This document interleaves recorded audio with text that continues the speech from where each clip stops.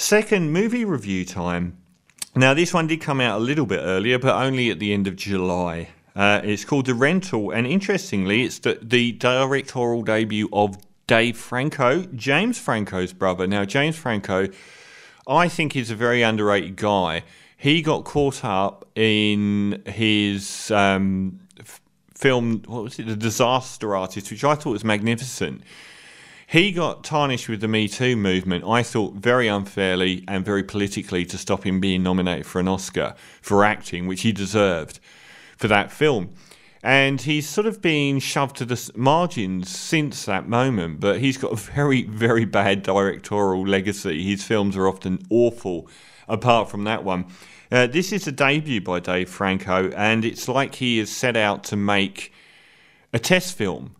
Like the most rote film you can make, which is 4 people going to stay in a cabin in the woods and making a horror film out of that, because you've given yourself such a limited environment. Then you can do all of the things that a director needs to do.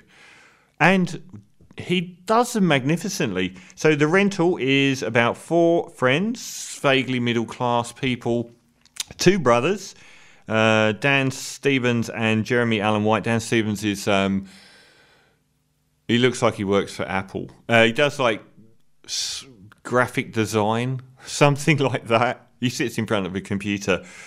And his brother's a bit of a aggro college frat boy dude that's trying to get his life back on track, because his girlfriend Sheila Vand, who's the work buddy of the other guy, she's phenomenal and he's a dropkick, so he's trying to make his life better. And Dan Stevens' character is going out with Alison Brie, lives with her. So both couples go away for a weekend, staying in this incredibly beautiful place on a cliff, this amazing rental house. And this film taps into the whole notion of Airbnb and going away with couples. Great idea. Really great idea, because it's kind of separate from the old school Cabin in the Woods films. This is very much a modern feeling film with its whole notion of looking at these places online. Oh, we want to stay there. And right at the start, it's very instantly obvious that the guy working in the office has a massive connection, a sexual connection with his workmate, played by Sheila Vand, who's dating his brother. He thinks she's the greatest thing in the universe, obviously, and there's a big connection with them, which they're both sort of ha ha ha and laugh about and pretend isn't real when we all know it's real. They head off to this unbelievable house on a cliff, and straight away something very modern comes to the fore, which is Sheila Van's character is Muslim, has the surname Mohammadi, I think. I don't get that wrong, it's very easy to look up. Except they don't list it. Well, I think her surname's Mohammadi, and she applies for the rental and doesn't get it, whereas he does. And this kicks off a conversation in the car about how the fact that she's got a Muslim surname and so on, which puts a little bit of a seed of potential problems. When the guy shows up to show them the house and hand over the keys, he's a bit of an asshole, and that amplifies everything that's been building up, that he comes across as somebody that may well be a massive racist and really creepy, and he's set up to obviously be the villain. So the couples then have a relaxing weekend in this stunning place where they 3 of them end up taking MDMA. Again, another modern aspect, which is acknowledging that normal people end up taking drugs, which would have been a big no-no, without any negative ramifications. Another thing that wasn't even allowed, I don't think, much in cinema. And obviously, the guy and the brother's girlfriend get it on when everyone else is asleep. And you know this is going to happen, and it's just obvious that they've taken these drugs and they end up in a hot tub together. Everything that you should not be doing, they do. So that is a problem the next day, but nothing like what's coming. And the setup for the film is they discover hidden cameras in the shower, while the brother and his real girlfriend are out having a hike and they're too hungover to do anything, they discover that there's cameras in the shower. This sets up a wonderful paradigm for the movie because it's unbearable that they know that people are watching them even in the shower. At the same time, they feel like if they challenge the people that put the cameras there, which they think's this old guy, he is going to show the footage of them having sex in the shower. He already knows which couple's which, and they're caught. And the whole movie progresses from this very simple setup, very well presented from that setup, which is what would you do if you were in an environment and your other half was there, knowing nothing at all, and you had one more day to go, and you knew that if you breached this horrible thing that there are cameras and people are spying on you in the shower and everything like that, they could reveal that you've just had sex with your brother's partner whilst your girlfriend was asleep in bed. So that's a great setup for the movie. And in the last third of the movie, they introduce the horror movie aspect of it, which takes it into a more slasher zone. Now, I think this guy shows enormous potential as a director. He does everything right that you should be able to do as a director, and that none of these Cabin in the Woods films come close to doing. He sets up 4 very distinct characters, cleanly written and cleanly presented. All of the actors are good in their roles, and you know exactly who each character is and what they stand for and what they're about immediately. Then he sets up... This film doesn't need to be a horror film. It didn't need to go down the slasher route in the last third, because that paradigm he set up, where these couples, obviously they were going to have an affair, and when they do, they're suddenly put in this impossible position. That could have been the whole movie. They didn't need to have the slasher aspect. The psychological drama was really strong.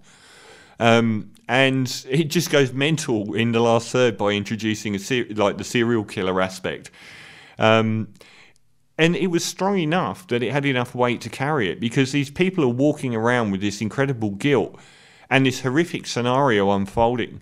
And it's also a very timely one because of the Airbnb being a part of normal cultural conversation now. And before we had rentals, well, we had hotels. We had people that had to be in some capacity licensed to do this. Now we get people that can just rent out anywhere, anytime, and there's nothing governing them at all. They could be massive perverts that are filming you in the shower, and I think that a lot of people that rent out Airbnbs think that this might be going on, and it probably is going on. So it plays on a lot of very timely contemporary fears very well.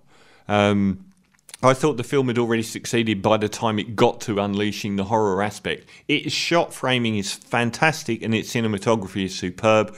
By Christian Sprenger.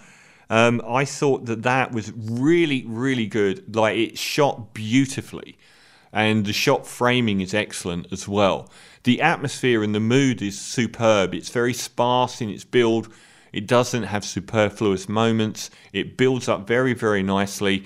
And I think that he's done a fantastic job as a director to watch. I don't think he could have done any more with this premise. And when it does become the serial killer horror film, even though it detracts from the psychological drama, it doesn't do it too badly. It doesn't end up being this, truck crashing through the house. They kind of take the psychological drama that's already there and make that a reason why it's so different. They use it as an opportunity to make everything much worse. It doesn't detract from... It detracts from them solely focusing on this couple these couples reaching this horrific point of discovery. But it turns that instead into a much more heightened and dangerous scenario, using those elements where 2 of the people are putting everyone in much worse scenarios just to avoid having to broach this subject about why everything's getting so bad, why they're reacting so badly, and why a really bad thing happens with the guy who has rented them the property. They can't go over that last hurdle. So I feel this is really, really good, underrated. 60 something percent on Metacritic. I think about 80 on Rotten Tomatoes. That's even though Rotten Tomatoes, which people still think is an average score, has nothing to do with being an average score. It's just 80% of critics gave it above 5 out of 10.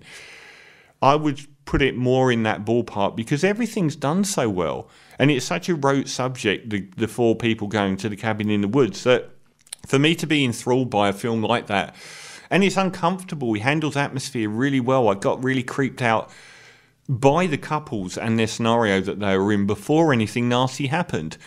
I didn't think that the serial killer aspect, when it happened, ruined the film, which it could have done. I thought it was. I thought it managed to carry all the themes through to the end, and I thought that it was. I think we had the sensory horror movies a while ago where you're blind or you're deaf or you can't make a sound. All of those films seem to come through in a wave. And this Airbnb thing could be a new horror. I can't recall another Airbnb horror, so I think that he's elevated the cabin in the woods to high art. I thought it was really good. Very limited, but brilliant with what he's done. So definitely keep an eye out for Dave Franco as a director, immediately showing that he's possibly more naturally gifted in that area than is James Franco, his brother. So I'm going to give The Rental. It's a very slight film, but it's so well made. I'm going to give it 8 out of 10. One of the better films I've seen this year. 8 out of 10 for The Rental. This is Freddie Gibbs from one of the best albums of the year, Alfredo, with The Alchemist. This is Scott.